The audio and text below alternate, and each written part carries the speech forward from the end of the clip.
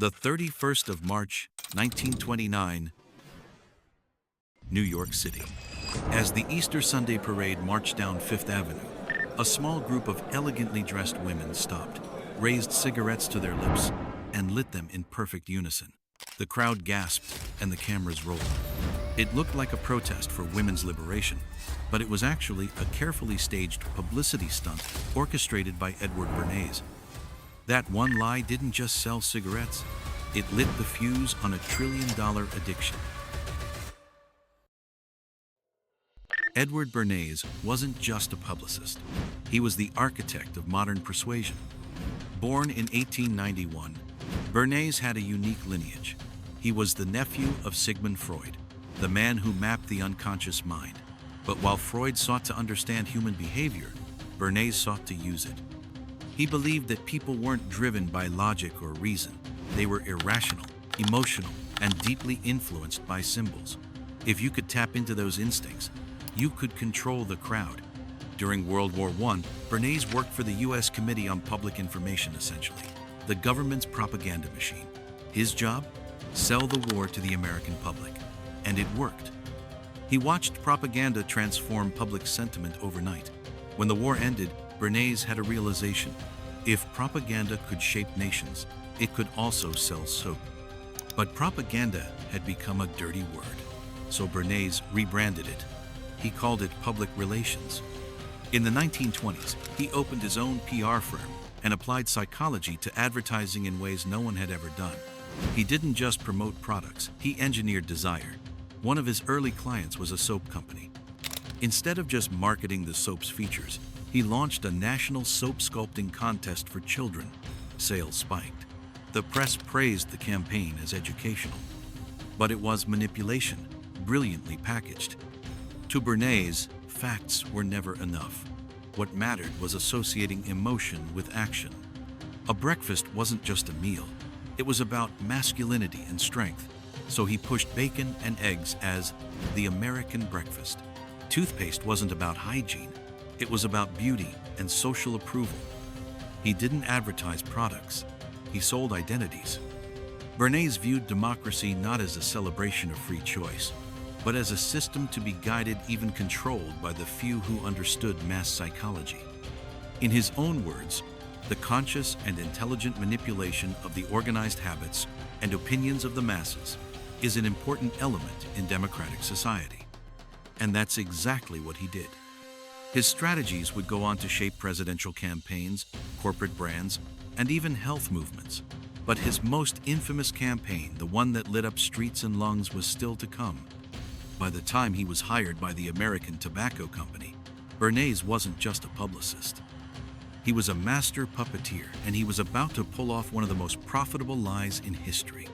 In the 1920s, American tobacco companies had a problem. Half the population wouldn't buy their product. At the time, women smoking in public was taboo. Cigarettes were associated with vice, rebellion, and male spaces like saloons and poker tables. Even in movies, female characters who smoked were often portrayed as dangerous, deviant, or damaged. Lighting up in public wasn't just frowned upon, it was considered scandalous. So, when the American Tobacco Company wanted to tap into the female market, they turned to Edward Bernays. Bernays understood that you couldn't just sell women cigarettes. You had to sell them a new identity, one wrapped in power, equality, and modern rebellion. He hired psychoanalysts to probe the symbolism of smoking. One analyst told him cigarettes represented the male penis, and that women who smoked were unconsciously challenging the male power structure. Bernays didn't flinch. He saw an opportunity. The plan was simple and brilliant. On Easter Sunday, 1929, Bernays recruited a group of fashionably dressed debutantes to attend New York City's Easter parade. He told them to carry concealed cigarettes and, at a predetermined moment, light up in the middle of the parade in full view of photographers and bystanders. Before the event, he tipped off the press, telling them a group of suffragettes would be lighting torches of freedom to protest inequality. It was a lie, but it worked like magic. The photos hit front pages across the country. The imagery was striking: elegant, confident women, claiming public space with a cigarette in hand. It looked spontaneous, radical, and modern. It wasn't. It was staged rebellion, packaged for mass consumption. The phrase, "torches of freedom," became a cultural slogan overnight. Editorials praised the women's boldness. Magazines dissected their fashion choices. Women's groups debated the meaning of it all. But for most, the message was simple. Lighting a cigarette now meant lighting a fuse against patriarchy. Sales of Lucky Strikes, Bernays' client, surged. Other brands scrambled to follow. Within months, cigarette smoking among women had increased dramatically. Bernays had pulled off a cultural transformation, using nothing but suggestion, psychology, and media manipulation. He hadn't just changed a habit, he'd changed what the habit meant. Smoking was no longer about tobacco. It was about independence, about power, about daring to be equal. It was also about addiction, disease, and profit. But that part of the story was still decades away. At the time, no one questioned it. Because the cameras had captured something bigger than a product. They had captured a lie, and it was beautiful. What began as rebellion quickly became routine. After the Easter parade stunt, the symbolic power of the cigarette was fully unleashed. Women were no longer just buying tobacco, they were buying the illusion of empowerment. Brands rushed to capitalize. What was once forbidden became fashionable. The cigarette had become an accessory, sleek, seductive, and socially sanctioned. Advertising shifted overnight. Cigarettes were rebranded as tools of elegance, self-control, and even health. Lucky Strike ads told women to reach for a Lucky instead of a sweet, positioning cigarettes as a slimming aid. Smoking wasn't just socially acceptable, it was desirable. It made you thin, bold, modern. It made you belong. Hollywood sealed the deal. On screen, actresses like Bette Davis and Marlene Dietrich lit up with smoldering intensity. They smoked in silk gowns, in shadows, in moments of defiance and seduction. The cigarette became shorthand for independence, mystery, and power. The message was clear. The modern woman didn't need permission. She needed a match. By the 1930s and 1940s, smoking was no longer controversial. It was habit. Women smoked at work, at home, at dinner parties. It was considered refined, even hygienic. Doctors were seen endorsing certain brands. Nurses smoked in hospital break rooms. Teachers lit up in the classroom. The rebellion had been absorbed into the mainstream, and with it, the lie had grown stronger. But the truth was already catching up. Behind the glamour, addiction was taking root. Cigarette companies were increasing nicotine content. Filters were added not to protect, but to reassure. Marketing kept evolving. Women were told that smoking calmed nerves, soothed loneliness, even sparked creativity. It became the solution to the problems the modern world had created, a problem it never solved, only fed. What made Bernays' work so dangerous wasn't just that it worked, it's that it kept working long after the stunt faded. He didn't need to run new campaigns. The idea had gone viral long before the internet. The image of the powerful cigarette-smoking woman had become self-sustaining. The cigarette was no longer a product. It was a promise. And millions of women bought in, not because they were tricked once, but because the message was everywhere. On the screen, in the magazines, at the dinner table, the rebellion had become a ritual. Something passed between friends, mothers and daughters, actresses and audiences. By the 1950s, smoking rates among women had doubled. What started as a lie became a lifestyle. What started as a symbol of freedom had turned into a daily addiction. And while society celebrated the rise of the independent woman, the tobacco industry quietly celebrated something else: profit margins. For decades, smoking was power, elegance, routine. Then people started dying. By the 1950s, the medical community began noticing disturbing trends. Lung cancer cases once rare were surging. Doctors saw tumors where they hadn't before. Autopsies told quiet truths. Cigarette smoke wasn't harmless. It was toxic. Early research made the link. Scientists published papers connecting smoking to emphysema, heart disease, and cancer. But the truth was inconvenient, especially to the companies raking in billions from addiction. The tobacco industry didn't panic. They strategized. Rather than accept blame, cigarette manufacturers launched a coordinated misinformation campaign. They created front groups with names like the Tobacco Industry Research Committee, funding independent scientists to muddy the waters. Their goal wasn't to disprove the health risks. It was to create just enough doubt that the public wouldn't change behavior. Ads began to feature doctors again, this time in white coats, reassuring smokers that their favorite brand was gentler, filtered, or low tar. Words like smooth became euphemisms for safe. It was marketing as damage control, science as camouflage. They didn't need to win the argument. They just needed to delay it long enough to keep profits flowing. Edward Bernays, now older and slightly more distant, claimed ignorance. He said he hadn't known the risks when he promoted smoking. But the blueprint he'd built, the one that sold lies as freedom, was still being used. Behind the headlines, addiction deepened. Smoking rates among women skyrocketed through the 1960s and 70s. The same demographic Bernays had targeted decades earlier was now suffering disproportionate rates of lung disease. Hospitals filled with patients who once saw smoking as a badge of liberation. Now, it was a chain they couldn't break. And the tragedy was global. As American awareness slowly shifted, tobacco companies looked outward toward the developing world, where regulations were weaker and resistance was lower. The same tactics were deployed again: aspiration, beauty, rebellion, this time in new languages and currencies. They targeted teenagers, mothers, workers. The message remained the same. This isn't addiction, this is identity. Lawsuits started to pile up. Whistleblowers came forward.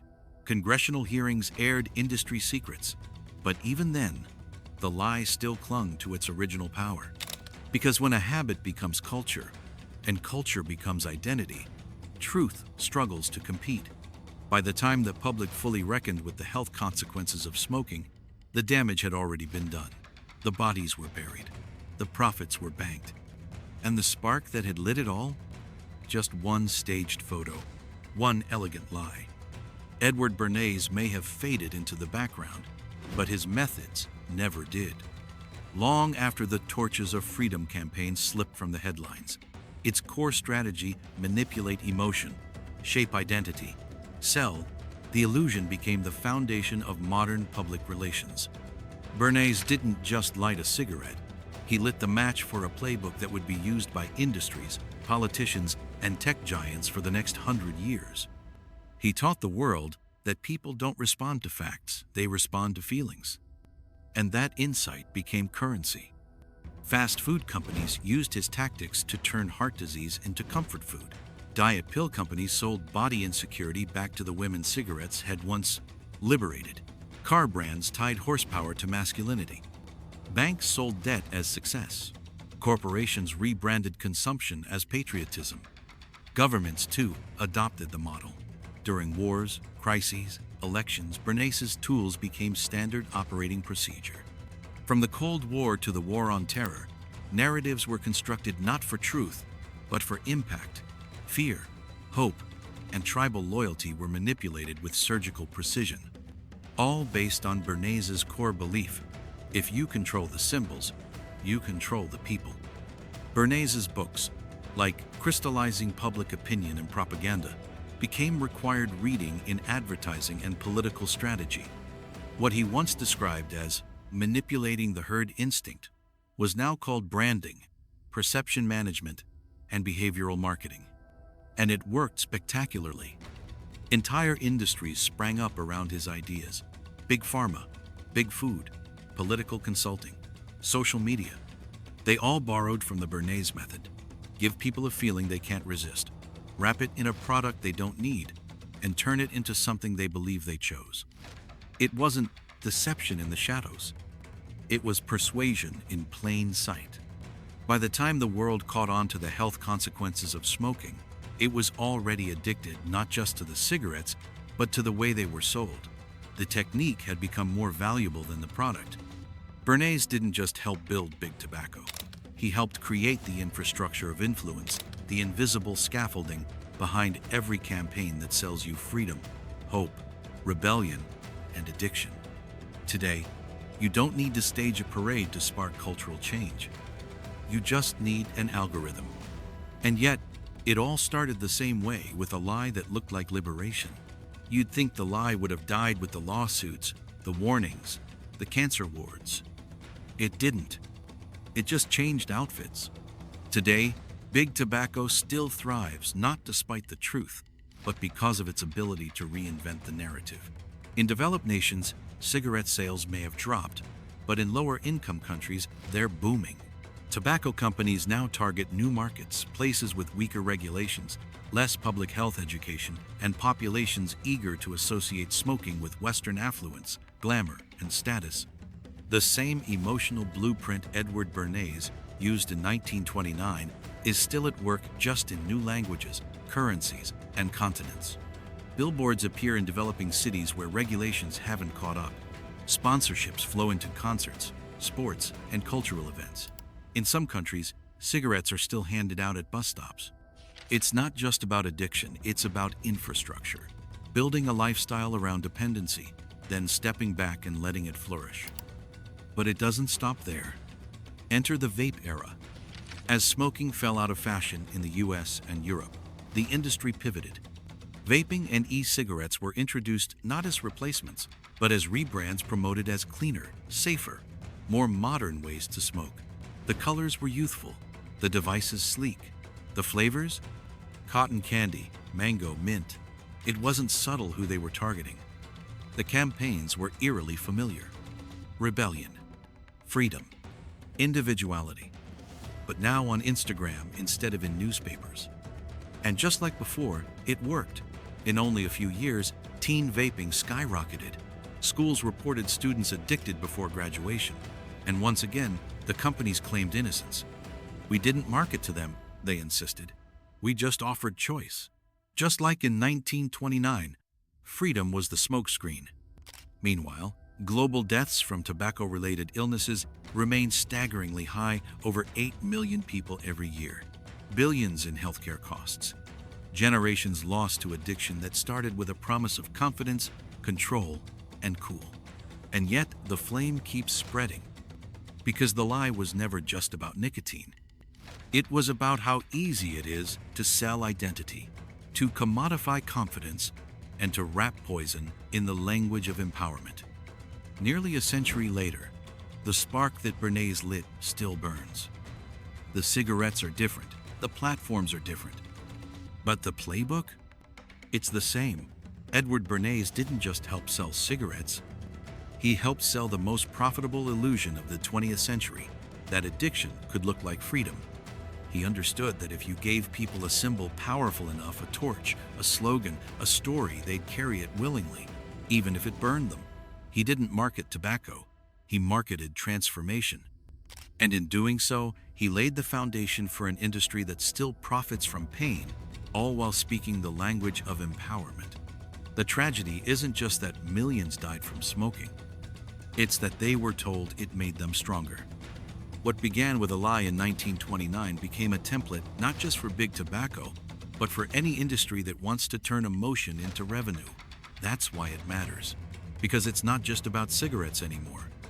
It's about every product, every politician, every platform that tells you who you are and sells you something to prove it.